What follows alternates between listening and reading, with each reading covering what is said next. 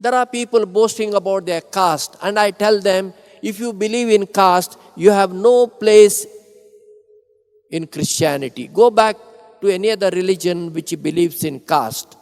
We have only one caste, that we belong to Jesus. He is our Savior, and we are His followers. Are we convinced of this?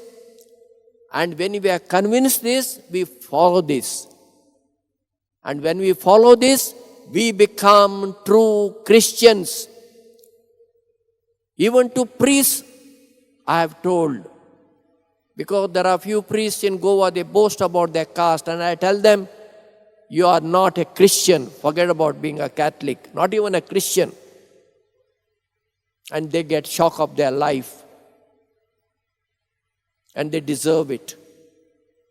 So Paul's teaching is a lesson to us.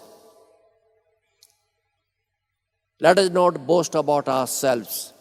If you have to boast, let us boast in the Lord. That Lord has done great things in our lives, and is doing great things through us.